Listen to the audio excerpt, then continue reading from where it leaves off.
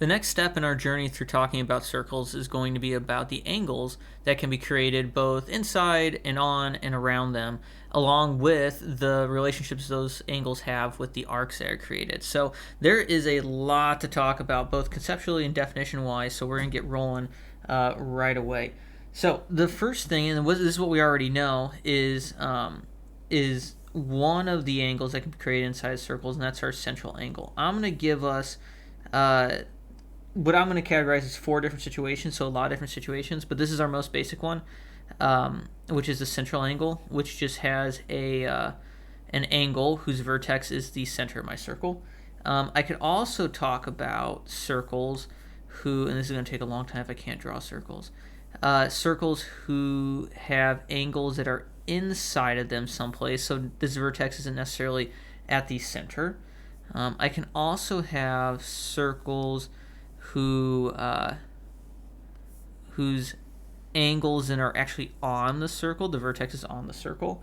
I'm also going to group into it this one here, where I have a situation where I have a tangent line. It creates an angle.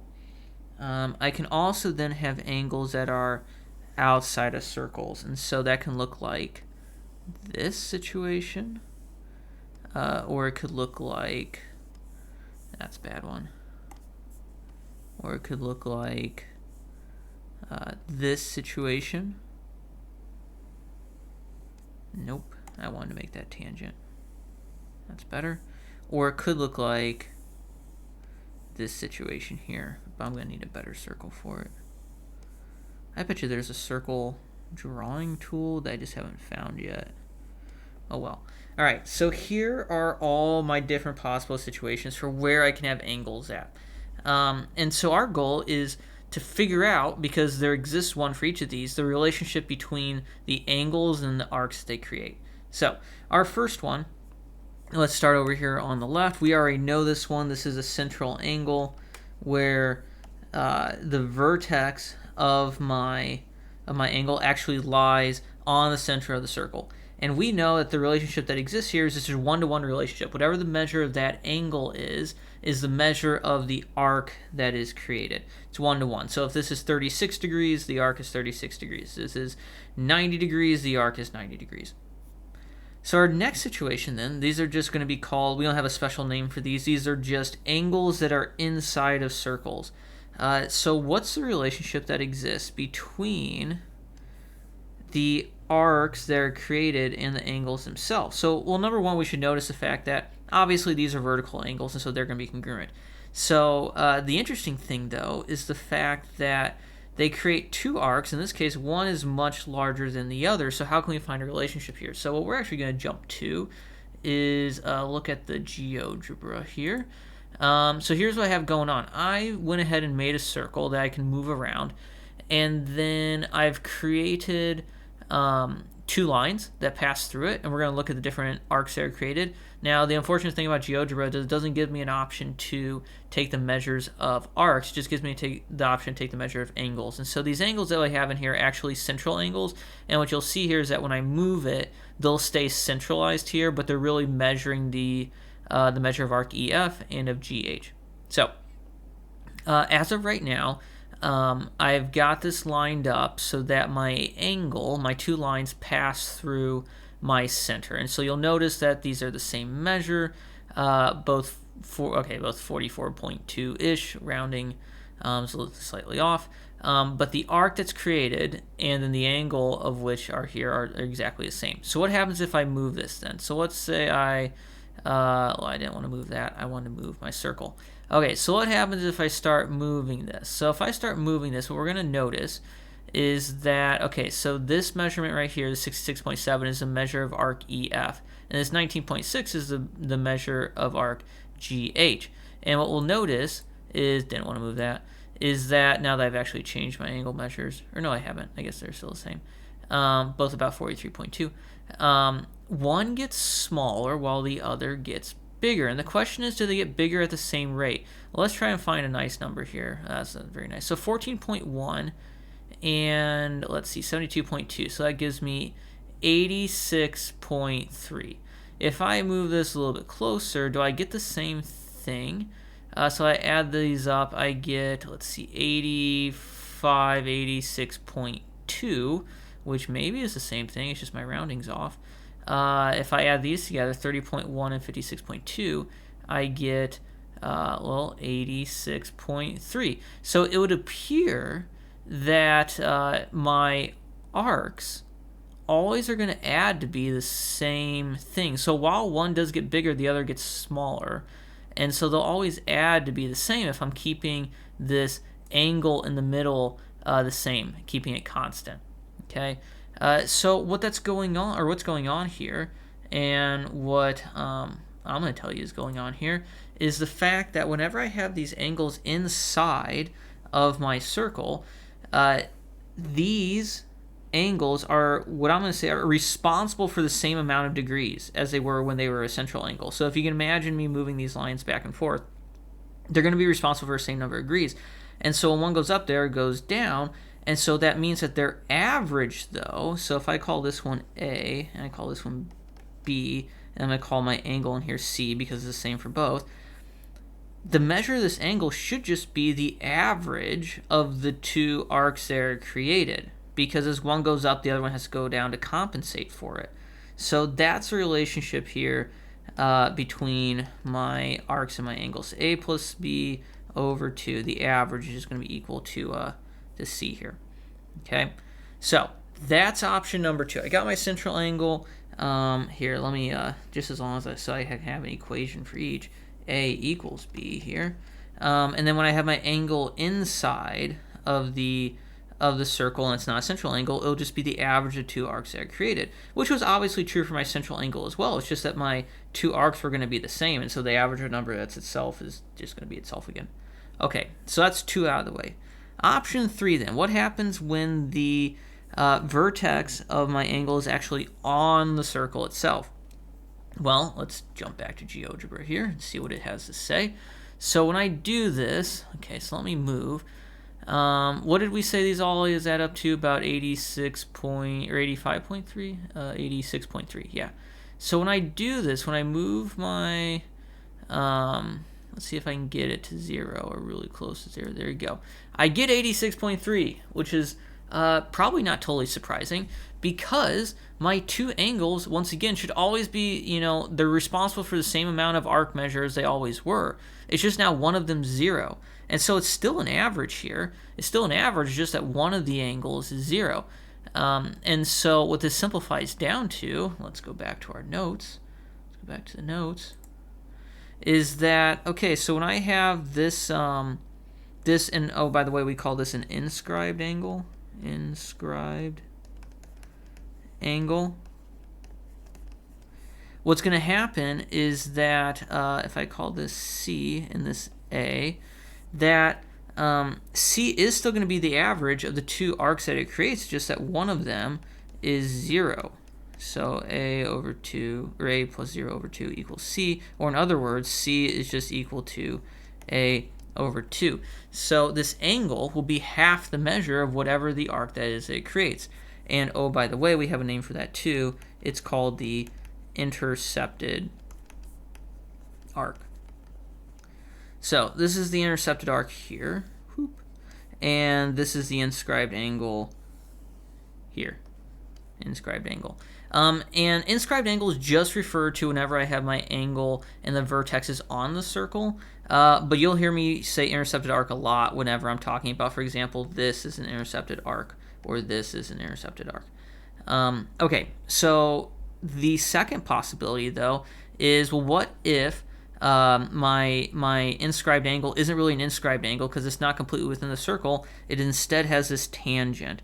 Well, what we're going to find out is that the arc that it creates, the intercepted arc that it creates, it has the exact same relationship. And we can kind of justify this too here as well. If I look at the measure of one line, 180 degrees, well, I can pivot this angle, pivot this this chord around, and what's the range of values? Well, from 0 to 360. So I'm mapping 180 degrees of the line on the 360 degrees of the circle, and so what I have here is again the same relationship, this one right here, where my angle here, which is no longer inscribed, it's just the angle between a chord and a tangent line, it'll be half the measure of the intercepted arc that it creates. Okay, so that was number 3. Number 4 then, the last of my possibilities, is what happens whenever my angle is outside of the circle. And what you'll see here is that I have, this time, I still have 2 intercepted arcs. It's just that obviously the same relationship doesn't exist as it did before. It's not going to be the case. That's just the average of those 2. So let's go back to GeoGebra, see if we can kind of see what's going on here. Let's open that back up. All right, so here I am right now where we were talking about the 2 intercepted arcs, or the average of them is the angle that's being created, and then still an average when I get to here as well. But here's the issue. All right, so the angle is going to stay the same, but now both of them are going to grow. Both of them are going to grow, and both of them are going to grow at the same rate.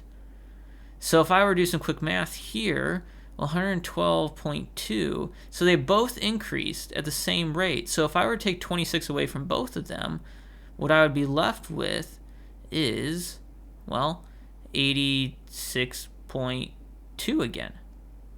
And that's always going to be the case. It's always going to be the case. Can I get another nice number? There we go. 86.2 again. And so what's going to happen here is that both these angles are increasing at the same rate. And so now it's actually the average of the difference between the 2. Because the larger that these get, they're both getting larger at the same rate now. I kind of have to remove both of those things. And so if I subtract the smaller arc from the larger one and average them, what I get is the measure of that angle. So this is my last situation here.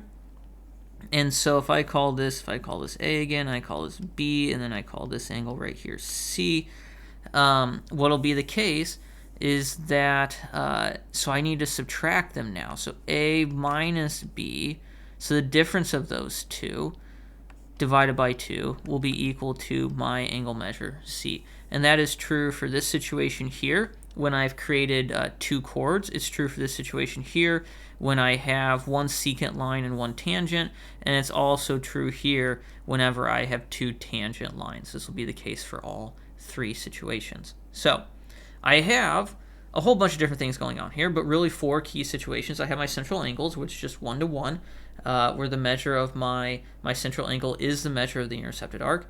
I have my situation whenever the vertex of my angle is inside the circle, that it will be the average of the 2 intercepted arcs that are created.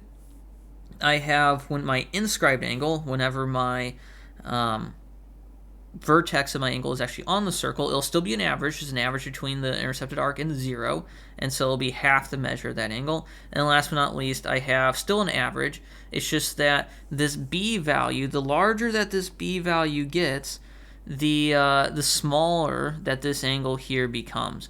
And so because of that, there's this inverse relationship where I can average them, but it's the opposite of the B value. So A minus B divided by 2 is going to be equal to my angle measure. So these are my 4 different situations I can apply in a whole bunch of different ways.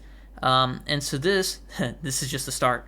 So I also have a few theorems that I need to talk about then that go along with these. But this is kind of the bulk of what we're going to be talking about. So theorem number 1 then. If 2 inscribed angles of a circle intercept the same arc, then the angles are congruent. All right, this is more or less intuitive, I think. Just a quick sketch to explain the situation. So if I have an inscribed angle like so, and I have another inscribed angle like so, well, we know, these are 2 angles I'm talking about, we know that if they have the same intercepted arc, well, each of these has to be half the measure of that intercepted arc, so that means that they have to have the same angle measure. So if ever I have 2 intercepted arcs that are cutting off the same inscribed angles that are cutting off the same intercepted arc, those 2 angles have to be congruent. So that theorem's not too bad, pretty intuitive. Moving on. Next theorem, definition. says this. So these we've already seen before, but we're just going to go ahead and hit them again. So what is an inscribed polygon? Inscribed polygon is just a polygon of which all the vertices lie on a circle, and then that circle of which they lie on is called the circumscribed circle. So if I have a circle that looks like this, and I have a polygon that is inscribed like this, we call this an inscribed polygon, and then the circumscribed circle. It just means that all of the vertices of the polygon have to lie on the circle itself. Okay? So 2 definitions, and the reason we gave those definitions is so that we can look at some theorems that go along with them. Here is one of them. Nope, that's the definition again. I lied. Here we go. So here's the theorem. Says a right triangle is inscribed in a circle if and only if the hypotenuse is the diameter of the circle. And this, once we explain it, is going to make absolute sense to us because, well, what do we know about right triangles? They, of course, have right angles in them. And so if I draw a really quick right triangle here, so I draw a right triangle. Here's a pretty good right triangle. So this is 90 degrees. Well, if this is a 90-degree angle, its intercepted arc has to be how much? It has to be 180 degrees. All right, and so if this is 180 degrees, this is half of the circle, which makes this a diameter. And vice versa. If we knew this was a diameter and knew this was 180 degrees, we would know that this has to be a right angle as well. So whenever I have a right triangle inside of a circle, inscribed in a circle, then the hypotenuse of that triangle has to be a diameter, and vice versa, right? If I have a triangle that has the diameter of the circle as one of its sides, it's going to be a right triangle. I believe we have one more, and then we're done with this incredibly long video. All right, here's the last one. A quadrilateral can be inscribed in a circle if and only if its opposite angles are supplementary. So, what does that mean? Why does it? Why? This is maybe the least intuitive, but once we give it a solid explanation, it'll be fine. So, if I have a quadrilateral that's inscribed inside a polygon. So let's think about what's going on. This says that it can only be inscribed in a polygon if and only if, it can only happen if the opposite angles are supplementary. They're telling me that this angle, and then of course the other pair as well, have to be supplementary to each other. So why is that? Well, let's think about the arcs that are created here. So this angle right here creates this arc. And this angle right here creates this arc. So between the two arcs that are created, since they do match up like this, they're responsible for the entirety of the circle, all 360 degrees of its arc measure. Well, each of these angles then has to be half of the arc that's created. So if there's sum, the arcs sum to be 360, that means that the angles have to sum to be 180, half of that. And that'll be true for the other ones as well. They just cut off a different set of arcs. And so it'll always be the case that in a quadrilateral, they'll create 2 arcs that add up to be 360 degrees, and so these opposite angles then have to add up to be 180 degrees, which means that they are supplementary. So that was a lot of information. The last part, I mean, the theorems that we talked about were all just kind of applications of the start of this, right? And the start of this was, and this was the longest part, was what is actually going on here. Okay, and so if you can understand all of these angle measures and how they relate, that will take you a long way into kind of just being able to apply it to everything else. So this was everything to do about measures of angles inside of circles. We are going to do a whole bunch with calculating these things. This is just a starting point.